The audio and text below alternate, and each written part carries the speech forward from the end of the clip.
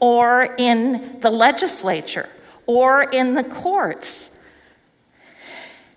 How can we, as a legislature, pass both of these pieces of legislation? And if we do, we are saying that freedom of speech only matters if we agree with what you have to say. This is ridiculous. The chair recognizes the gentleman from Sioux, Representative Wheeler. Thank you, Mr. Speaker. Mr. Speaker, ladies and gentlemen of the House, it's certainly been an interesting debate, and I appreciate all the conversation. I'm not the floor manager, but I feel like I have to say a couple things to a couple of people that had made some comments. Representative Anderson, we had a great conversation earlier in the year about history and about Ken Burns, and my dad was a big Ken Burns fan. I still haven't made it through the Civil War documentary. Maybe at some point I will.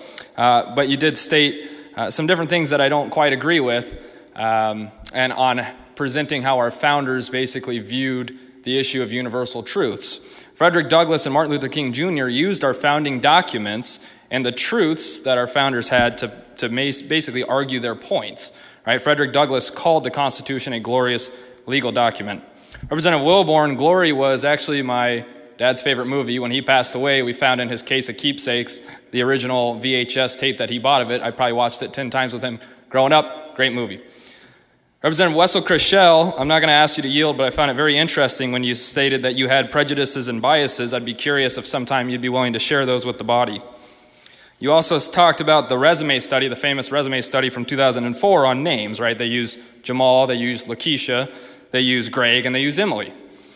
There was a study done in 2016 that's never mentioned where they use all sorts of different names and include Hispanic names, and they actually come to the conclusion that it wasn't race that was necessarily the issue.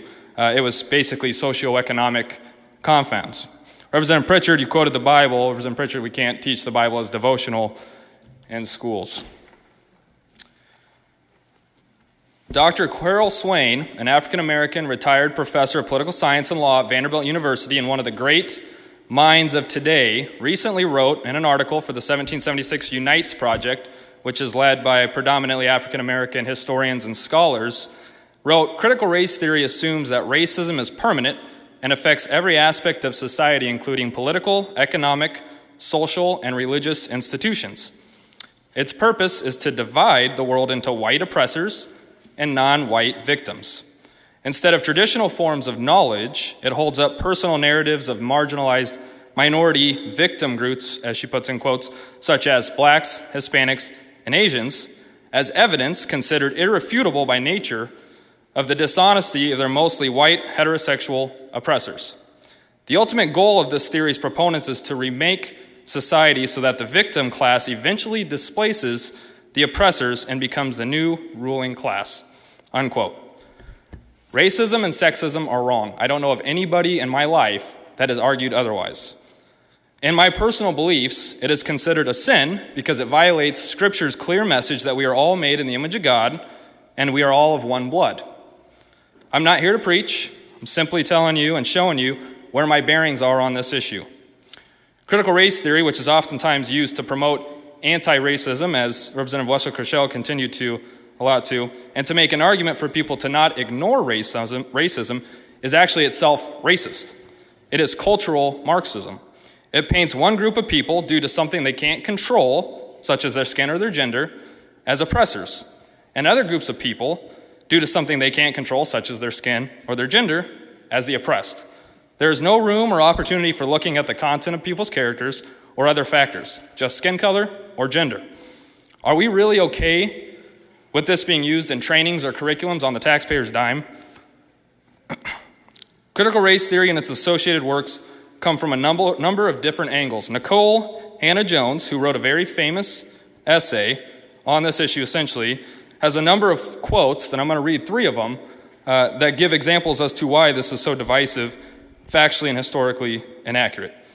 Her first quote, and I quote, "Conveniently left out of our founding mythology is the fact that one of the primary reasons the colonists decided to declare their independence from Britain was because they wanted to protect the institution of slavery. That is factually and historically inaccurate, and that is extremely divisive."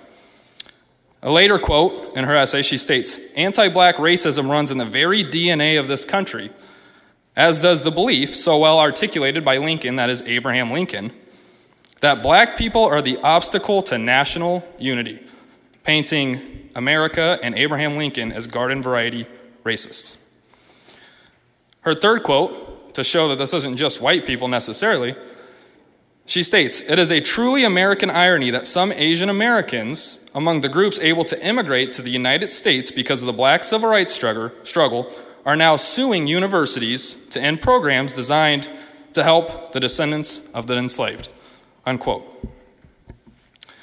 Next, in her book, White Fragility by Robin DiAngelo, she stokes flames of racism.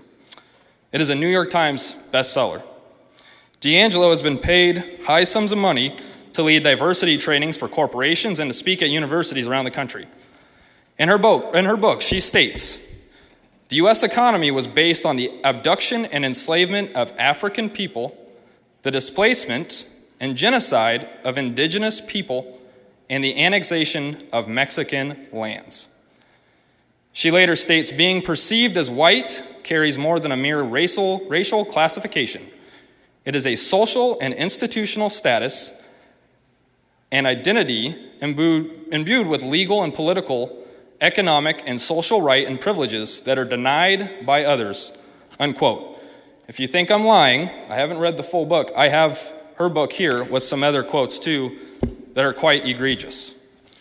Christopher Rufo, the director of Discovery Institute's Center on Wealth and Poverty, and probably the leading talking head on these diversity trainings, states, "Critical race theory training sessions in public agencies have pushed a deeply ideological agenda that includes reducing people to racial essence, segregating them, and judging them by their group identity rather than their individual merit," unquote. To give an example for this, at the federal level, the Treasury Department had a guy named Howard Ross do a diversity training in which he heavily pushed critical race theory. This included stating that our country was built on the back of people who were enslaved, and that due to their skin color, which of course you can't change or control, white people have inborn oppression and must struggle to own their racism, assuming that every person that comes out with a certain skin color is actually racist. Federal disclosures show Ross and his firm have been paid $5 million over the last 15 years to push racism in the federal government. The obvious question to all of this is, what is the end game? Critical race theory isn't curbing racism because it is literally racism. However, what I have seen in almost every one of these works of critical race theory, and I've read a number of different pieces of it, voter ID laws are always considered racist. Language is slanted heavily in favor of unions.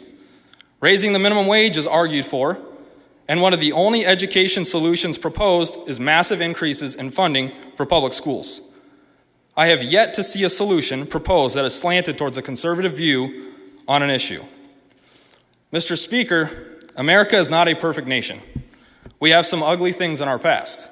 We must acknowledge those. Americans should be knowledgeable on the good, the bad, and the in-between. However, the attacks that we've seen on our country that has come from critical race theory is despicable. It is factually and historically inaccurate, it's divisive, and it's egregious. America has done more good for the world than any other nation. It's not even close. We take in people of all colors, creeds, and continents. Over the last 50 years, we've had over 2 million immigrants come from Africa. We have folks from Central and South America that risk life and limb to get here. If America is really systemically and fundamentally racist, they wouldn't flock here. We should seek to build America up, not to tear her down. We should seek to unite, not divide.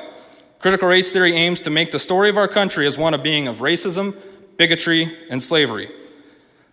The story of America really is, rather, one of our continued efforts to make our founding truths applicable universally. We should unite behind these efforts. Critical race theory destroys the hard-fought efforts to make our founding truths universal and sets us back as a country. We must stand for truth, for our founders, for our universal truths, for Martin Luther King Jr.'s dream, and for the unification of our country by passing this bill and taking a stand against cultural Marxism. And I'll end with this quote by the very brilliant Ben Shapiro. If you cannot define a problem clearly, you cannot propose a solution. Systemic racism or institutional racism or implicit racism is a miasmatic, deliberately vague charge. Name the racist policy, name the racist person, so we can all fight racism together. Mr. Speaker, I completely concur with Mr. Shapiro's comments. Thank you, Mr. Speaker.